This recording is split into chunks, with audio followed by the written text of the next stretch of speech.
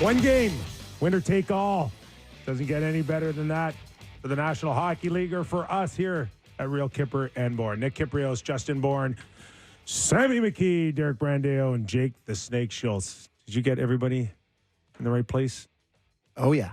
They're really actually upstairs? Yeah. Oh, are we off to a good start today? It's going to be a good day. It's going to be a great one. Wherever you're watching and listening, Sportsnet 590 The Fan, Sportsnet 650 in Vancouver, Sportsnet 960 in Calgary, or watching on 360 and Sportsnet Plus. We're glad you are aboard. And remember, download us if you can't catch us right here, right now. This hour, Real Kyper and Bourne is brought to you by Bet365. Okay, guys, often in the last few years, it seemed every once in a while when there was a big Game 7, it brought people back to when was the last time they were this excited. For me, people always brought back 94 with us in Vancouver.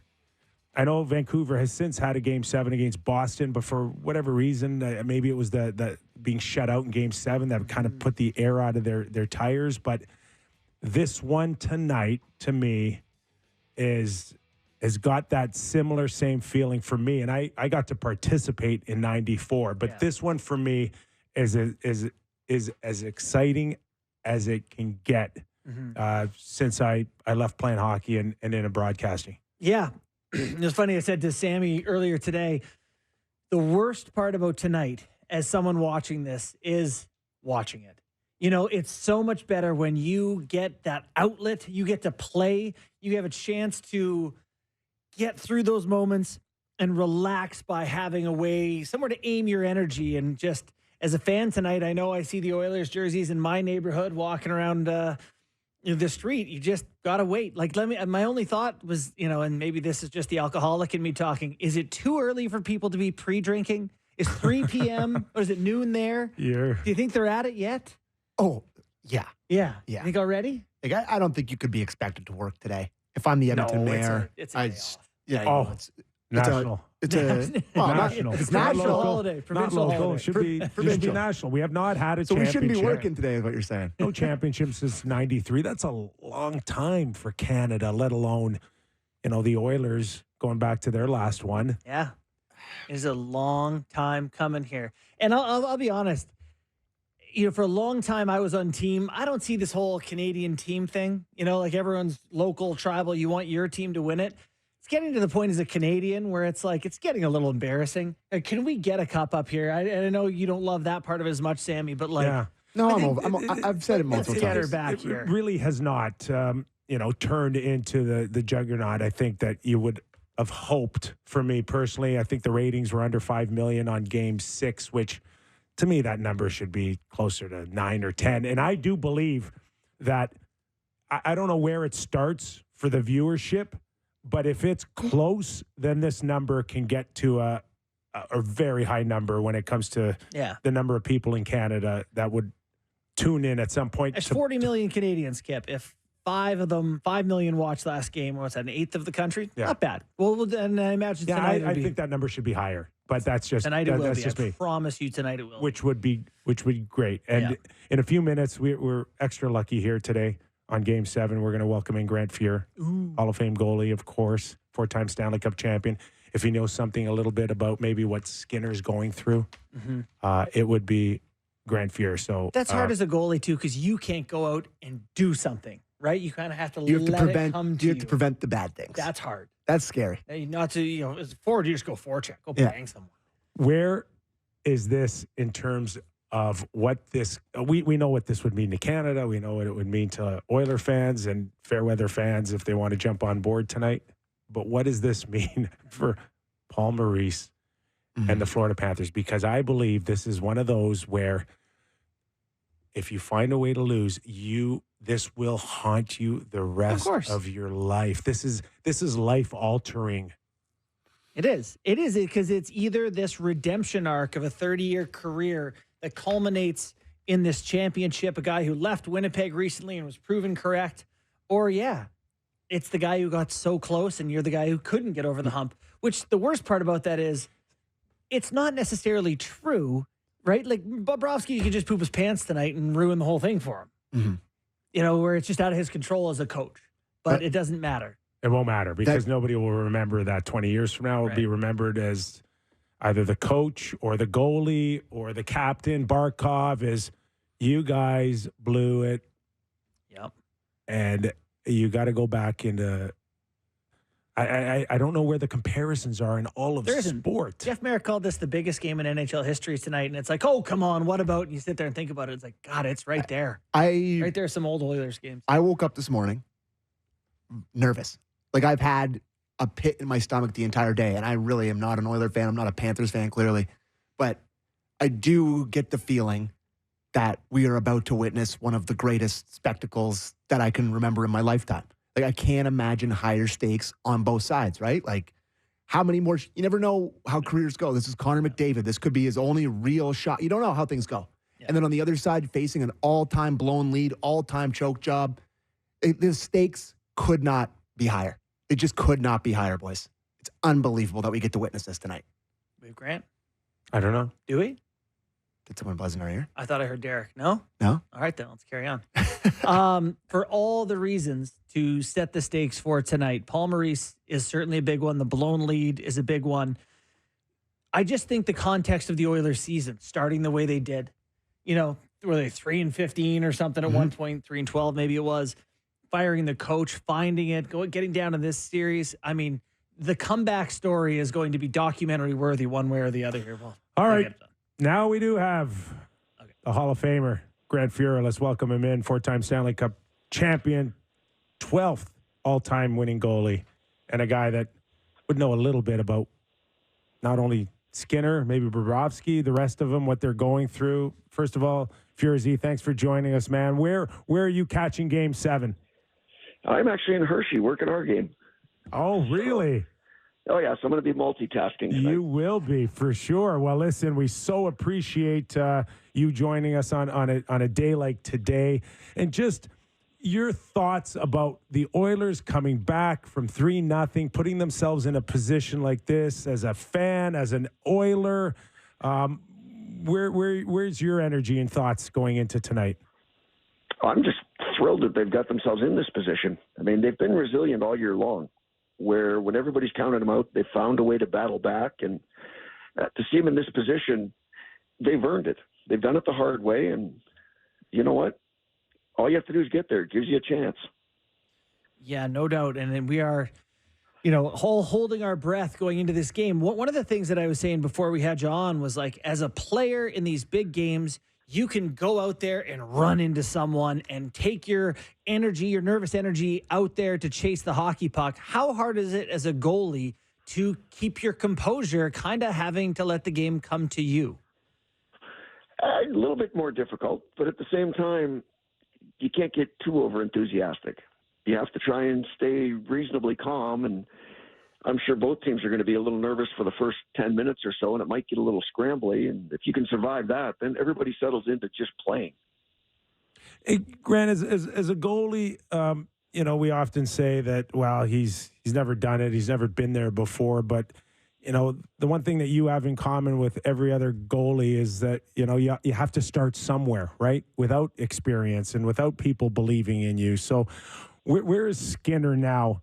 Coming into that environment for the first time now, where they had the doubters even in the first 3 games, and to the point where people were still questioning, well, they have to get a goalie next year to try to win it. And now he's in a position where the series is tied. Is there more pressure on him to close this thing out? Would his mindset be altered a little bit in a one game winner take all? You hope he keeps the same mindset, because he's played extremely well in the last couple of games. But it's also easy to get caught up in it, and you never know until you're there the first time. So the fact that they've gone through some adversity in some of the different playoff series and such, and they went through it with Vegas last year, probably helped a little bit. But again, he's going to have some nerves to start the game. I mean, anytime you get into a Game 7, even if you've been in the league for a long time, you always have nerves going into a Game 7. So it's just going to be a matter of him getting through that. Yeah, he'll have to work through that, Grant. One of the things I wonder is there comfort in having the best player in the game on your team? You know, you're looking around the room, you're like, all right, we got Wayne. We got a pretty good chance here. You know, or does it not matter when you have two teams and it's about more than one person? You know what? It's not a bad security blanket to have. Yeah. I can solely vouch for that one. It's nice to have that security blanket there. So you do know if you do make a mistake that they've got the talent to make up for it. So it's a good security blanket, but at the same time, you're also of the thought that you don't want to make a mistake. Mm. So, yeah, you're putting pressure on yourself, but then again, you have to try and relax and breathe a little and actually enjoy the moment. And Fierzy, as much as we put so much stock in our star players here, you know, with your championships, you can always look back and look at the guys that didn't get as much notoriety on the third or fourth line. But there's a real pull right now on the Oilers team for players like McLeod and Fogle and Henrique off a trade in March, who are weighing in heavily on this series. Yeah, most definitely. You can throw Connor Brown in there as well. Yeah. I mean, it's your unsung guys that are going to be the big stars in this. I mean, everybody knows your stars, but it's the guys that do, I call it the grunt work, where they're grinding, they're killing penalties, the hard minutes. And I could see one of those guys being a hero in this game tonight. Yeah, you know, Connor Brown, the difference he's made, this speed difference from the, you know, regular season, he's like a totally different player, and those depth guys often come through in the big moments. What, when you guys were winning your cups, which depth players to you were able to find different levels? Tell us about some experiences of guys finding a way to contribute when they weren't your most important players. No, you go back to 84, the 1-0 game, Kevin McClellan scores the goal. Yeah. I mean, that's not somebody you're going to pick to score a goal. So he contributes. And then you look at our guys like Davey Hunter, Patty Hughes, Patty Conacher, Billy Carroll, like guys that do the penalty killing, and the guys that are trying to shut down the opposition's best forwards. And they don't get a lot of credit, but you don't win championships without them.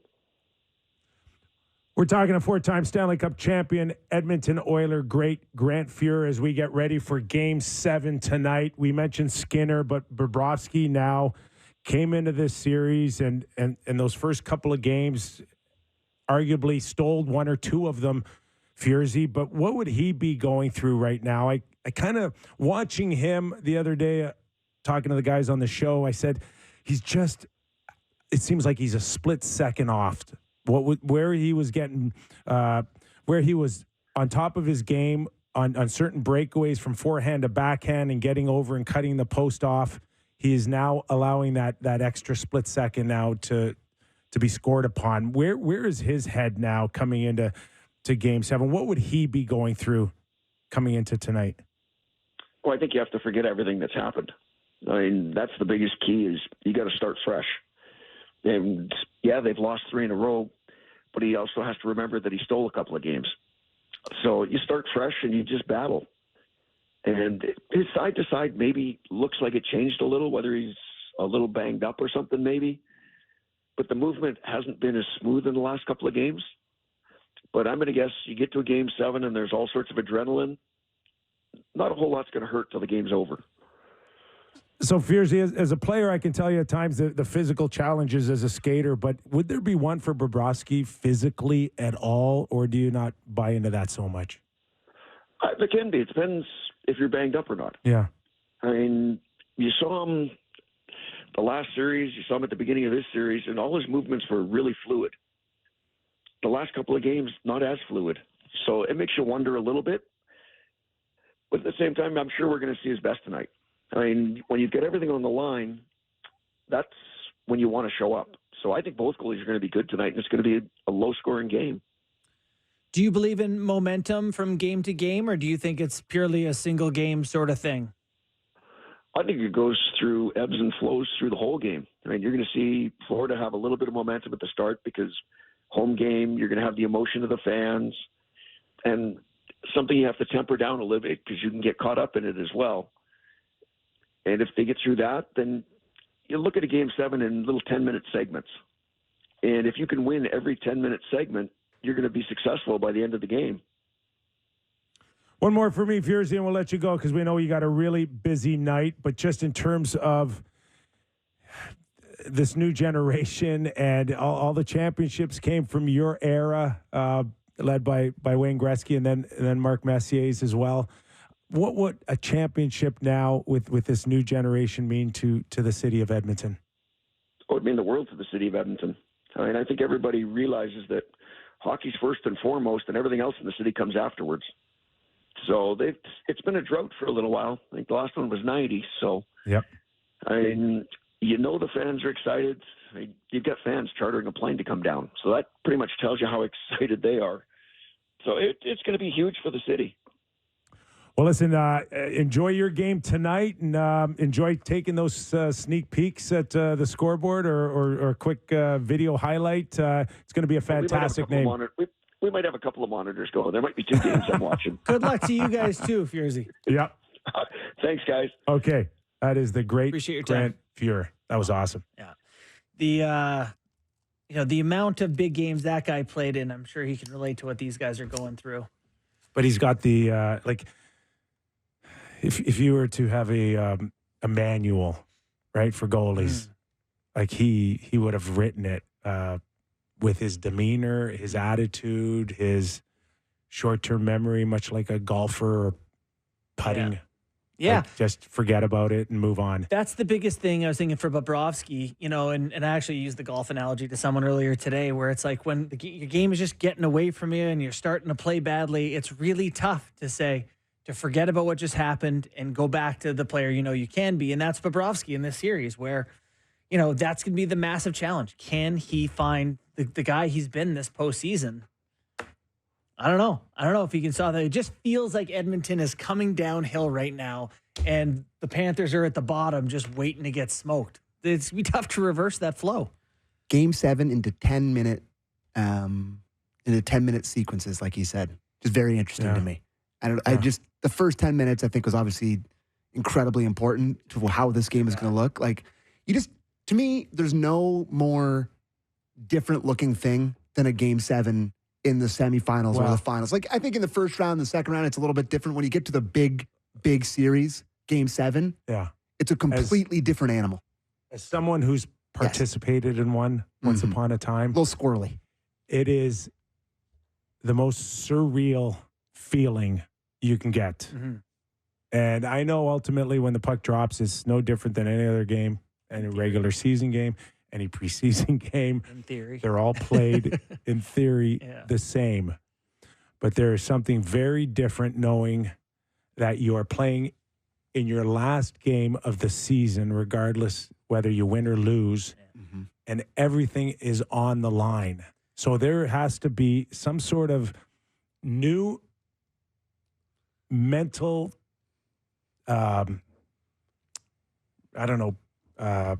itinerary for you to follow that you've never experienced before. This is the first time for pretty much anybody to experience. Someone's going home very happy, and someone's going to go home feeling like their lives will never be the same ever again, knowing that's what's on the line. Like that made you more defensive minded? Because to me, the thought, and I expect a low scoring game tonight and maybe a tentative start compared to everyone expecting a lot of fireworks and flashbang. You don't want to be the guy who's not in position and blows the system for everyone else. Yeah, I want to make it clear. I played in the first round. I never played again. I sat for like 6 weeks not playing a game and then being told you're playing Game 7, right? Yeah.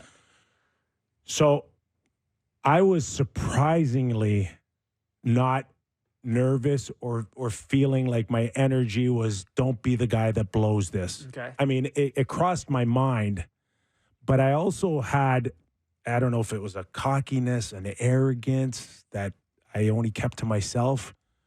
But the moment I knew I was going in, I said, we're going to win because I am going to bring energy, whatever that energy means, either in the dressing room, be the player you were, during warm-up, on the bench. I'm going to be a different voice. I'm going to go out there and I'm going to hurry Babbage and Brown and all the rest of them on that blue line. Anytime I'm on the ice, I'm going to make them move the puck faster, and that's going to do a domino effect that could lead to great things. And that's the mindset of a pro athlete. I never felt like we weren't going to win. Yeah. And I'm glad it turned out, and I'm sure there's a few Vancouver Canuck players at the time said, I'm going to be that difference too, as we all want to do that. But, Florida still has players that feel that way, and the Oilers, coming off of 3 wins in a row, all feel like they're destined right now. Yeah. You can't go and do what we just did for 3 games and not close it out. We're destined. Mm-hmm. And you can't even entertain the opposite. It's almost like a Looney Tunes cartoon where you run out over the cliff, and if you look down, that's when you'll fall. You just can't look down. You just have to believe you're going to do it, and it's going to be fine. Yeah. And just play. That's I think, how everybody needs to feel tonight. Yeah. And you don't have to say it. You don't have to tell but you just have to go in there and feel like Furzy said, you're gonna be the difference maker here, and it could be a 3rd or 4th liner. Mm-hmm. And in all probability, let's not forget, Connor didn't have a point in which Game was the 6, least likely outcome. right? That McDavid gets no points and they still win. No shots. Do you remember obviously who scored the 3 goals for you guys in Game 7? I just remember Brian Leach scoring one on a power play and then Mess got the winner. Yep. And in between that, great buddy we've had on the show a few times, still works for the Rangers. Adam Graves.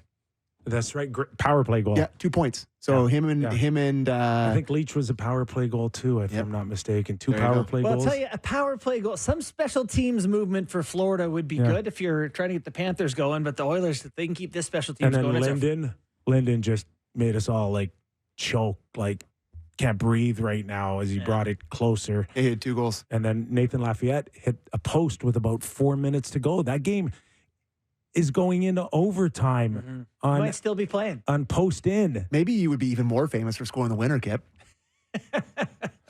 I still have dreams about that. Oh yeah, I'm sure. But what are the odds of tonight going in overtime? Let me ask you guys that. I think extremely high, and not great. Sam's going to tell us the opposite, but I think it's going to be an extremely close game. It's been 70 years since Game 7 of the Stanley Cup Final required overtime. And only one team has ever won in that scenario. Red Wings both times. Tony Leswick scored the last one in 1954. Tony. Yeah. And Pete Babando in 1950. So there you go. But that's the thing. How many Game 7s have there been in the Stanley Cup Final? Maybe, I don't know what it is, half dozen. I don't know what the exact number is. There haven't been many, and let alone to go to overtime. I mean, it could be tonight, boy. Okay. But this is where you say that you're not nervous. You say that you don't think about the mistake. And that's what separates, professional athlete mindset from a normal person.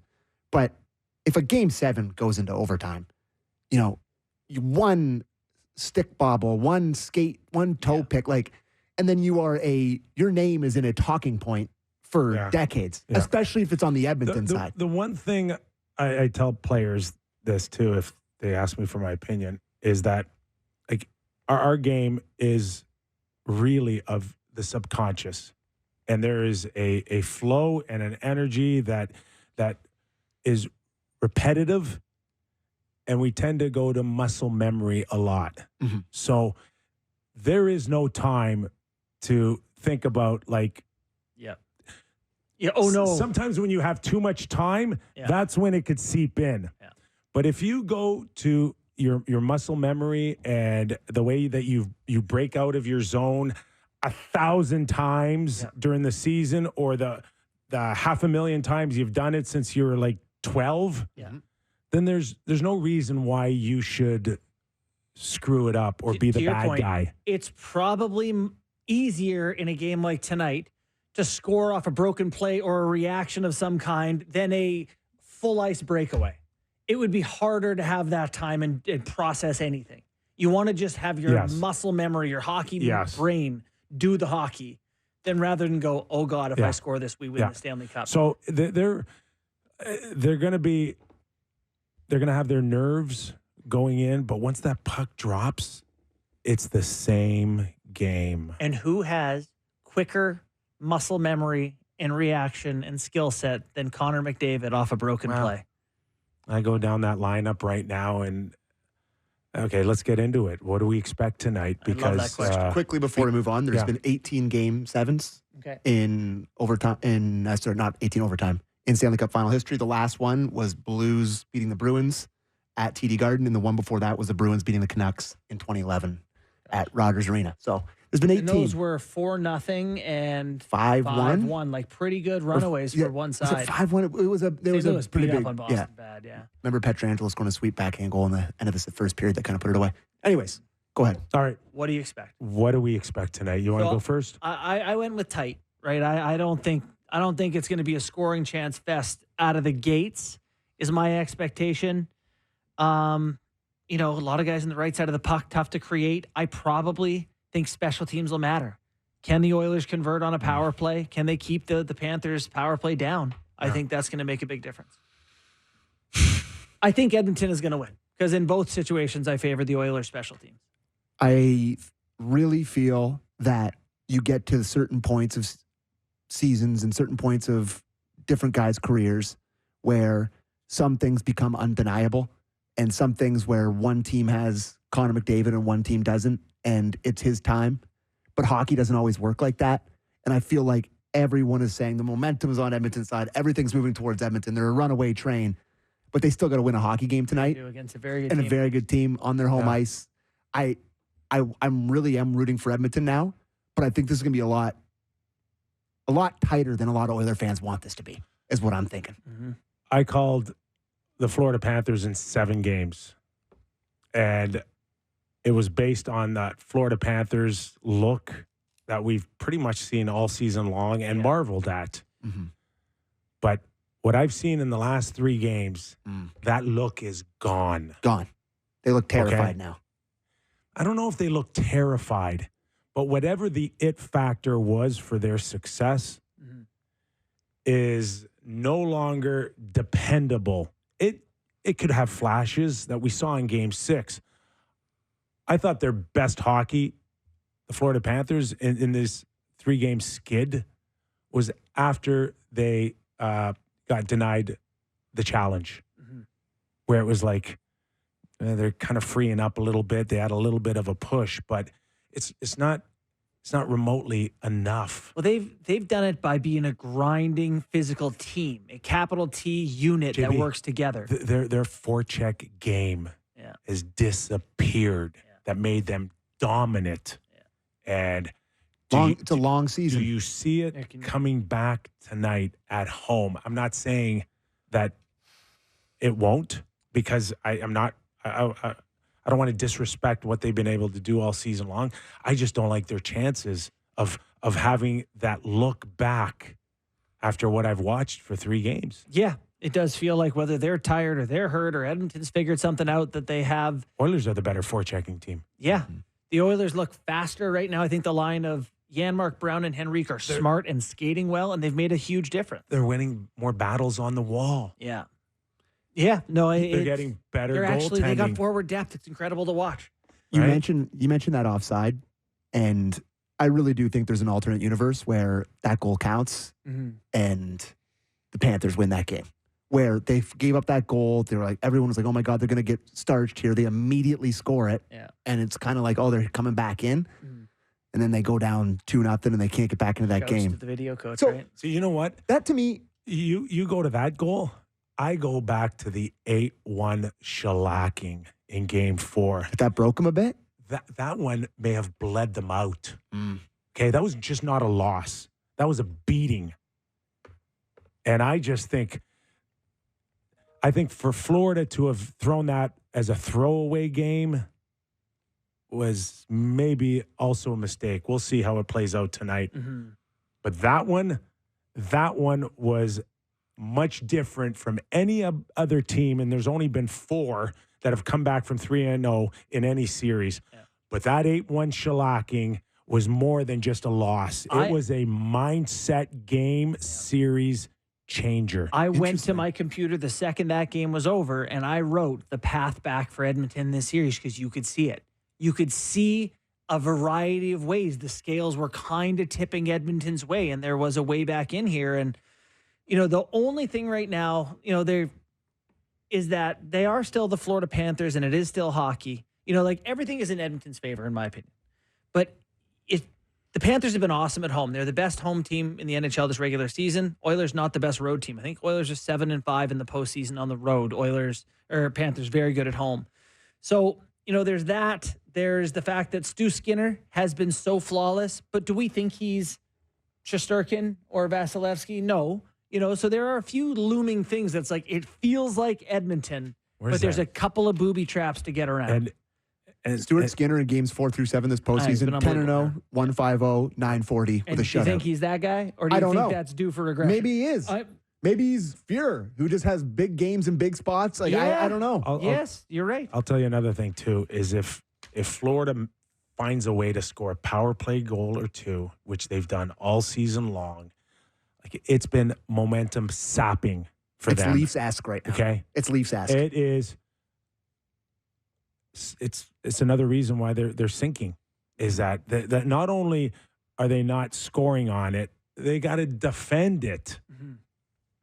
And think about the upcoming. Think about you've been on benches. Think about what a great power play does for the next shift up.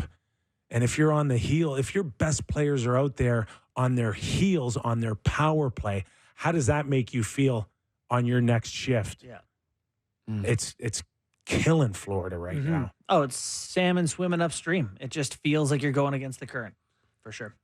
We should. We'll take a break and then we'll come back. We got some audio still from both coaches, from Zach Hyman, at a good clip today. So play some of that. Kippers Clippers making the rounds. All right, let's go. That more when we return. Game 7 after these words. Still plenty to go here on the Real Kyper and Bourne Show. Got some Kippers Clippers. Mm-hmm. We've got some news and notes around the league. But first of all, Sammy, game time. It's game time, presented by Bet365. Visit the app for latest odds and find out why it's never ordinary at Bet365. It's 19 plus, Ontario only. Please play responsibly. Clearly, there's a rather large hockey game to be played this evening. If we're looking at the money line, the Edmonton Oilers are minus 115. The Florida Panthers are minus 105.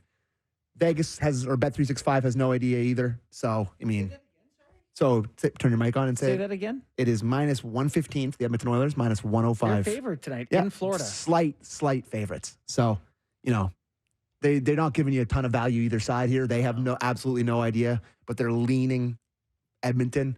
I just think, like Kippers mentioned, they watched the last couple games here, and it just feels like Edmonton is doing everything that the Florida Panthers can't contain. You surprised at that? Totally healthy Florida Panthers team at home. Yeah, I am surprised. Yeah.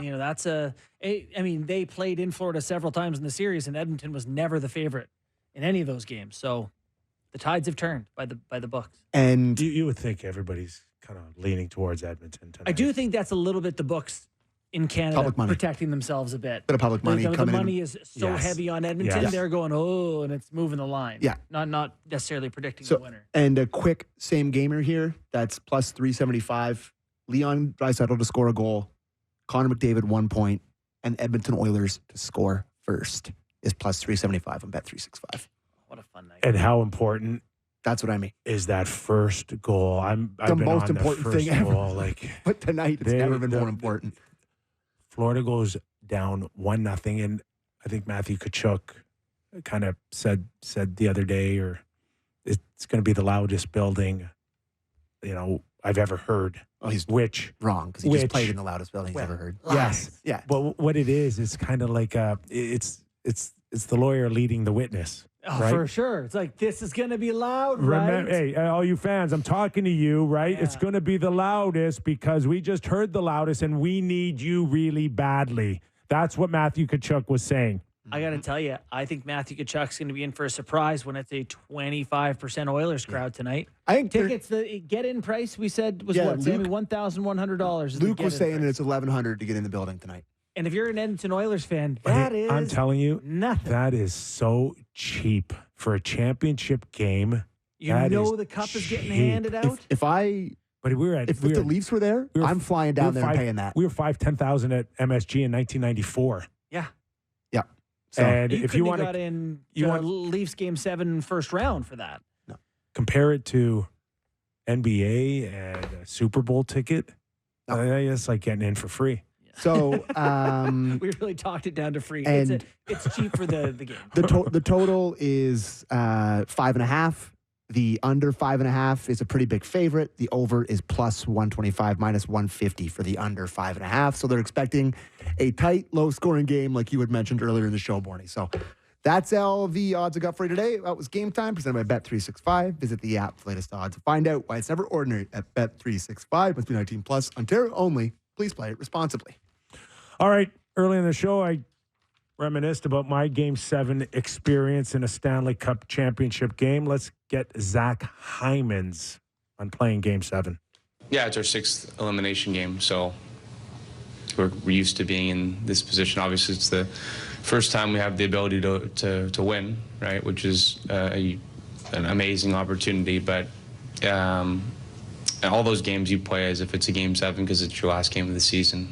So just treat it the same. I can't help but think that this is the first time the Florida Panthers have their backs up against the wall. That's a tough, scrappy team. Mm-hmm. And to put them away is not going to be an easy feat. I do think it changes that dynamic a little bit, that this time they can We weren't lose. 3-0. We were 3-1 up. And for Vancouver to win 2 games in a row and come into our barn, I'm telling you, it was not a great feeling when people were really rallying around the Canucks on momentum. And I think 3-1 isn't 3-0, but to Sammy, your point earlier, like the expectations now that momentum and that It's just gonna is going to keep gift it to continuing. Well, let's just see what that first goal does.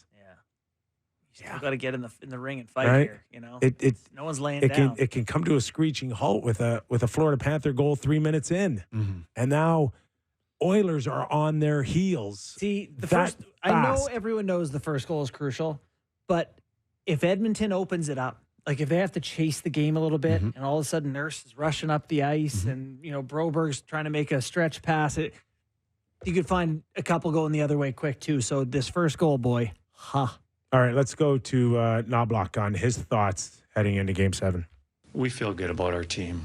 I think when the stakes have been the highest, when our backsmen got up against the wall, they've just been resilient and played really well. And I think this game is no different for us. We're going to treat it the same. And I think everyone's excited for 8 o'clock to start or to be here so we can get this game going. I think it's, should be a good one. That's the best I got for you, boys. Could he be this guy. Boys, that's the best I got. could he be more relaxed than Paul Maurice right now?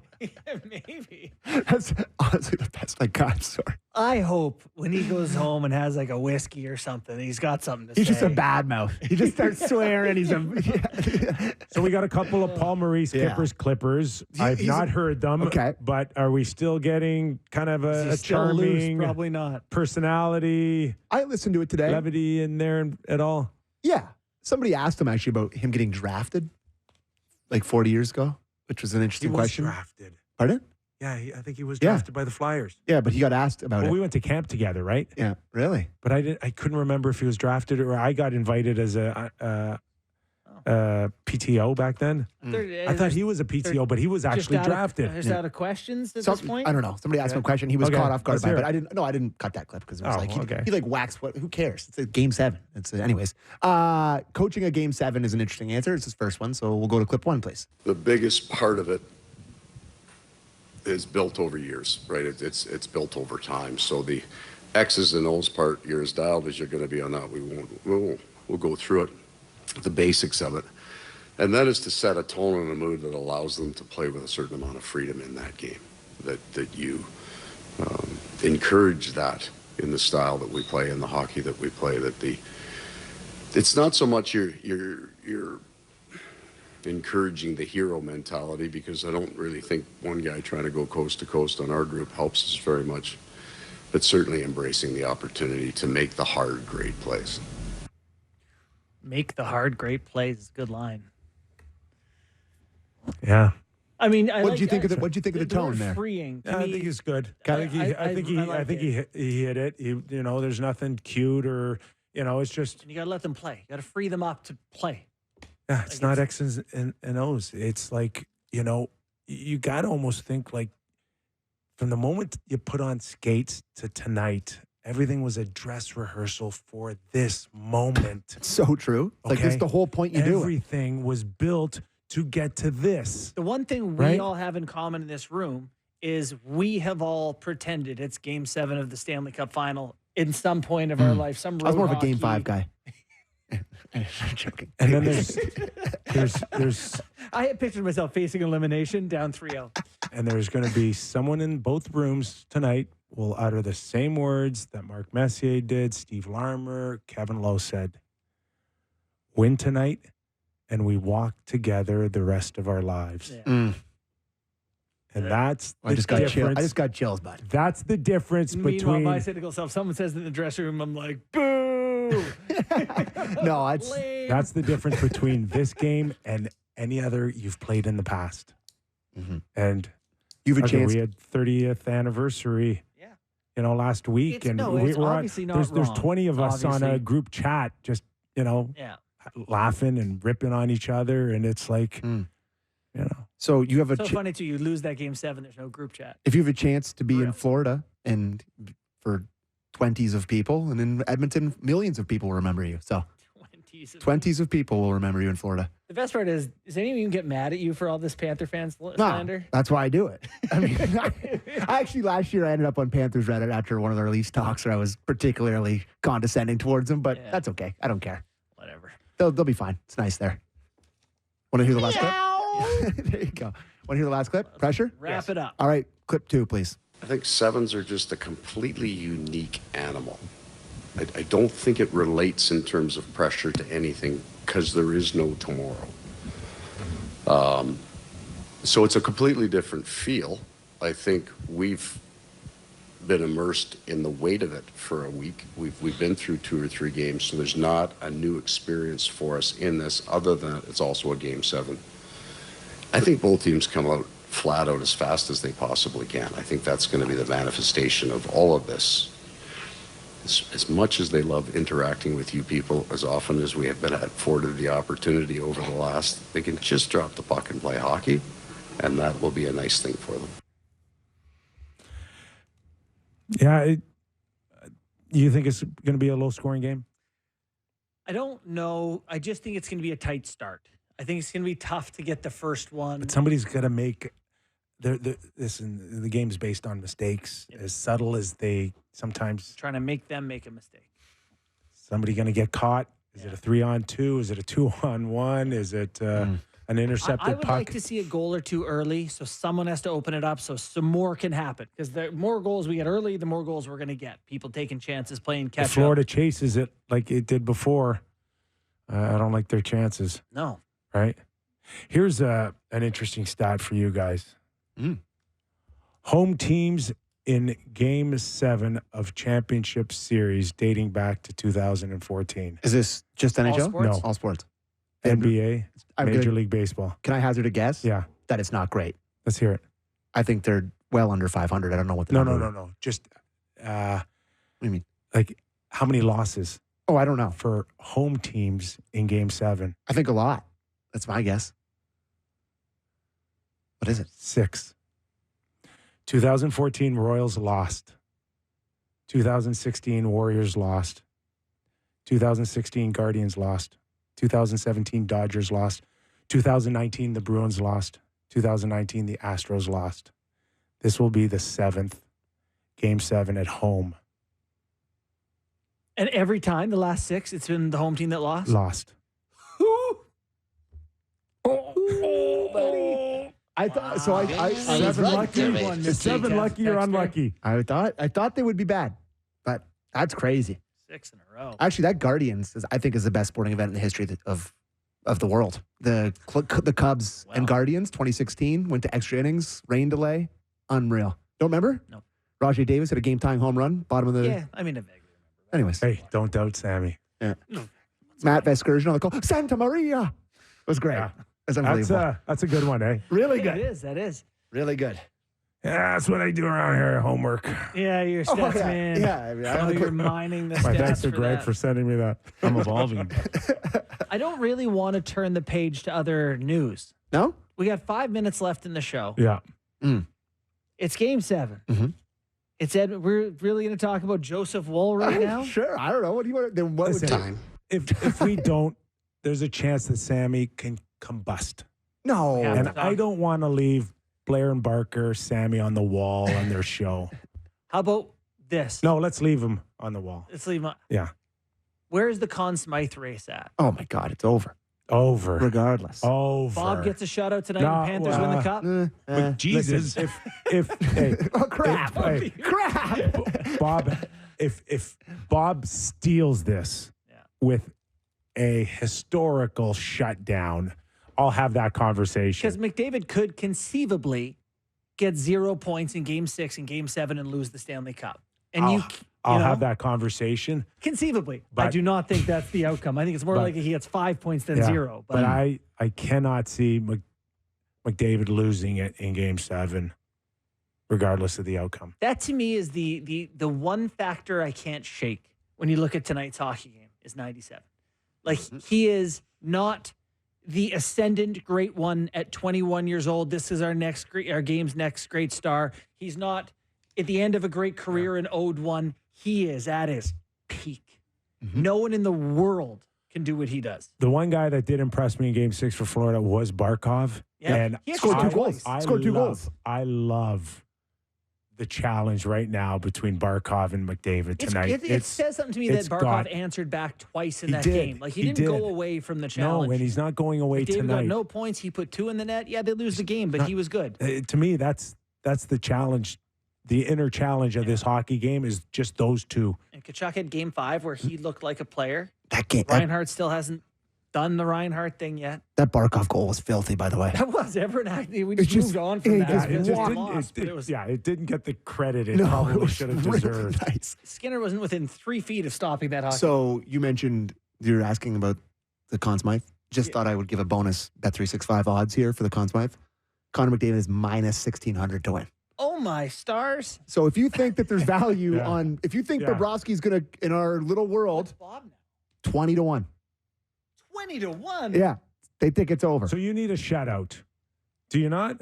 He can't. Florida can't win 5-4 or 4-3 No, they can't. and give it to They can't. him. But everyone is giving McDavid the Conn Smythe here. Yes. Yeah. Yeah. I mean, Buddy, there's only It's it's the only right been answer. Wayne and Mario that have come close to his point totals, It's the and right he's got the answer. I'm assist just- record. It's like, Yeah. like 2 Richard points. Steele stopped the fight. 2 points in the Cup final, and he'll have the most points ever in a Cup final, tied with Gretzky, I believe, and 1 more point, and he ties Lemieux and someone else for the first time in the final. Most points first time in a final. Yeah. Somewhere in here, but I got it here. yeah. He needs 1 point to match Mario Lemieux and Daniel Briere for the most points by a player in their first career trip to the Stanley Cup final, and 2 to equal Wayne Gretzky's record for most player in any final 13. McDavid already has taken down one Gretzky record this postseason, most assists in a playoff year. Imagine a 3-point night I and know. a win. The most Like- points in the Cup final ever. The Oilers can be the second team in NHL history to win the Cup after sitting 10-plus points out of a playoff spot in the regular season. All right. Blues were the last team. Berube. That's the Leafs coach. You know what, boys? I'm just upset about that Wall contract. I think Sammy, we're on the air till July, buddy.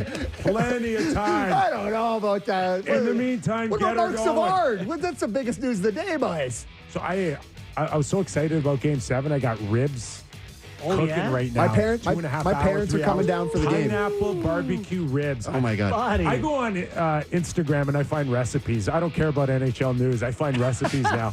I got a Boston pizza pie coming my way. And my parents are coming down. We're watching the game together. Enjoy your historic Game 7. The Real Kyper and Bourne Show will be back tomorrow to dice it all up for you.